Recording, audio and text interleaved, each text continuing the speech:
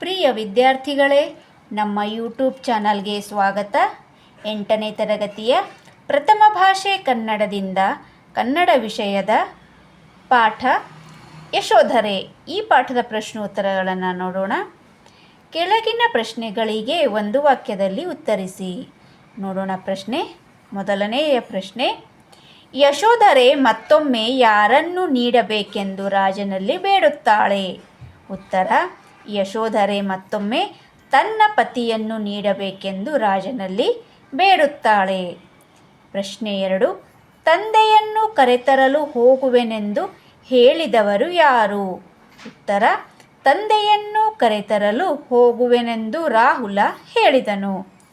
ಪ್ರಶ್ನೆ 3, ರಾಜನಿಗೆ ಕನಸಿನ ವಿಚಾರವನ್ನು ತಿಳಿಸಿದವರಾರು? ಉತ್ತರ, ರಾಜನಿಗೆ ಕನಸಿನ ವಿಚಾರವನ್ನು ಅಂಬಿಕೆ ತಿಳಿಸಿದಳು. ಈಗ ಪ್ರಶ್ನೆ 4, ಸಂಪ್ರದಾಯಕ್ಕೆ ವಿರುದ್ಧವಾದದ್ದು ಯಾವುದು? ಉತ್ತರ, ಸನ್ಯಾಸಿಯಾದವನು ಸತಿಯನ್ನು ನೋಡುವುದು ಸಂಪ್ರದಾಯಕ್ಕೆ ವಿರುದ್ಧವಾದದ್ದು. ಪ್ರಶ್ನೆ 5, ಈಗ ನೀನಿರುವ ಸ್ಥಿತಿ ಯಾವುದೆಂದು ರಾಜ ಹೇಳುತ್ತಾನೆ? ಉತ್ತರ, ಈಗ ನೀನಿರುವ ಸ್ಥಿತಿ ಸನ್ಯಾಸದ ಸ್ಥಿತಿ ಎಂದು ಯಶೋಧರೆಗೆ ರಾಜ ಹೇಳುತ್ತಾನೆ. ಮುಂದಿನ ಭಾಗ, ಕೆಳಗಿನ ಪ್ರಶ್ನೆಗಳಿಗೆ 2-3 ವಾಕ್ಯಗಳಲ್ಲಿ ಉತ್ತರಿಸಿ. ಪ್ರಶ್ನೆ ನೋಡೋಣ. ಮೊದಲನೆಯ ಪ್ರಶ್ನೆ, ರಾಜನನ್ನು ಪೀಠದಲ್ಲಿ ಕುಳ್ಳಿರಿಸಿ ಯಶೋಧರೆ ಏನೆಂದು ವಿನಂತಿಸುತ್ತಾಳೆ? ಉತ್ತರ ನೋಡೋಣವೇ.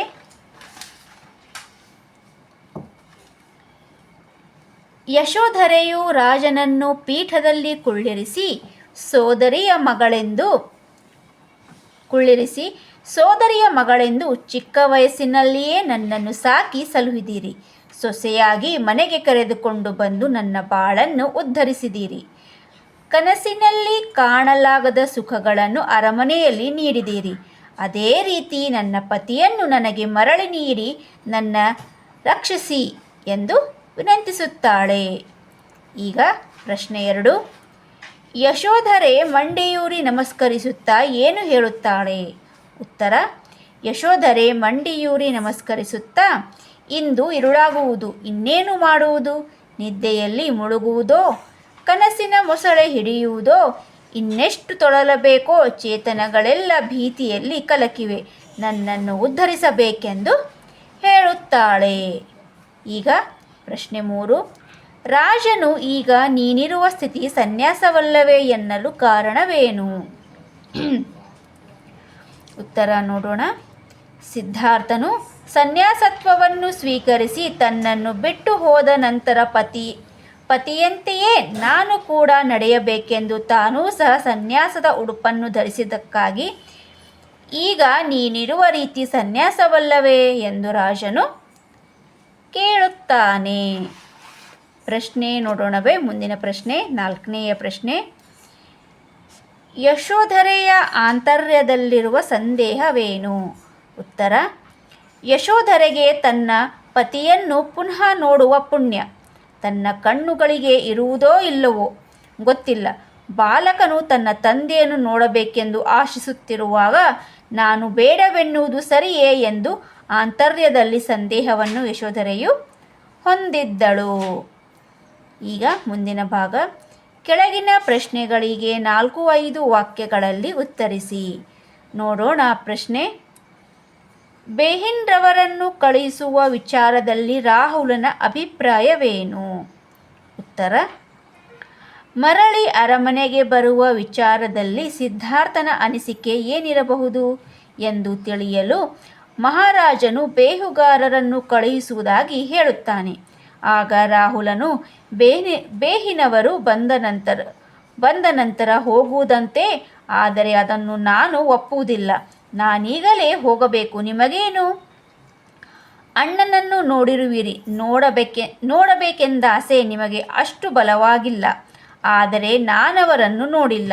ಇನ್ನೆಷ್ಟು ದಿನಕ್ಕೆ ನೋಡುವುದು? ನಾನು ತಂದೆಯ ಬಳಿಗೆ ಹೋಗಿದ್ದು ಮರಳಿ ಬರುತ್ತೇನೆ, ನಿಜವಾಗಿಯೂ ಬರುತ್ತೇನೆ. ಅವರನ್ನು ನಾನು ಕರೆತರುವೆನು.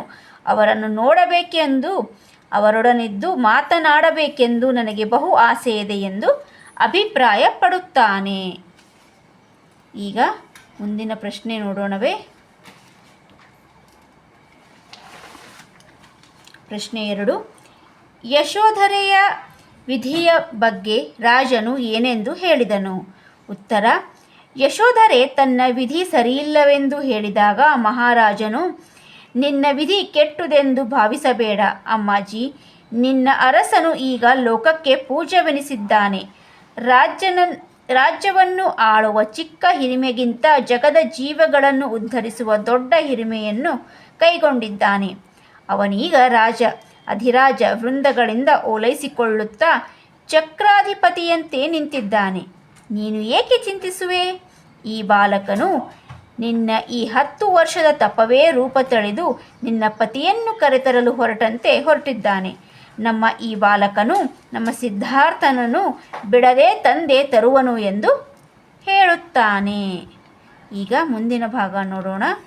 ಕೆಳಗಿನ ಹೇಳಿಕೆಗಳನ್ನು ಯಾರು ಯಾರಿಗೆ ಯಾವ ಸಂದರ್ಭದಲ್ಲಿ ಹೇಳಿದರು ನೋಡೋಣ. ಮೊದಲನೆಯದು, ಅದರಲ್ಲಿ ಸೋದರಿಯ ಸುತೆಯೆಂದು ಎಳೆತನದಲ್ಲೇ ನನ್ನ ಕರೆತಂದು ಸಾಕಿದ್ದೀರಿ.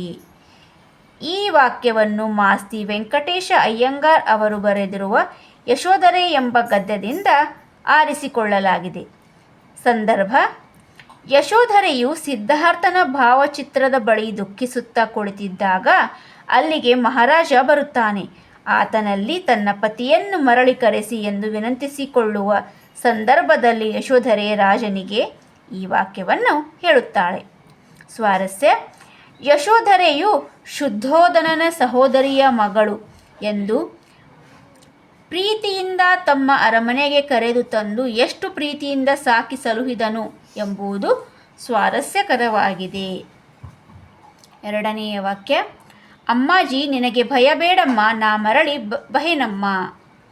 ಈ ವಾಕ್ಯವನ್ನು ಮಾಸ್ತಿ ವೆಂಕಟೇಶ ಅಯ್ಯಂಗಾರ್ ಅವರು ಬರೆದಿರುವ ಯಶೋಧರೆ ಎಂಬ ಗದ್ಯದಿಂದ ಆರಿಸಿಕೊಳ್ಳಲಾಗಿದೆ.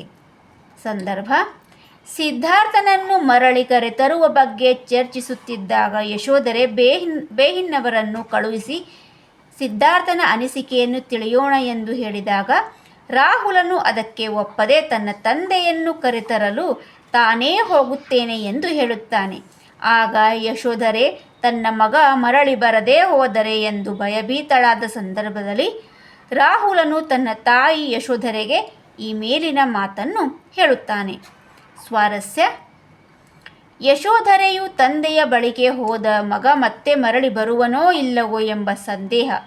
ರಾಹುಲ ತಂದೆಯನ್ನು ಕರೆದುಕೊಂಡು ಖಂಡಿತ ಹಿಂತಿರುಗಿ ಬರುವುದಾಗಿ ಭರವಸೆ ಕೊಡುವುದು ಸ್ವಾರಸ್ಯಕರವಾಗಿದೆ.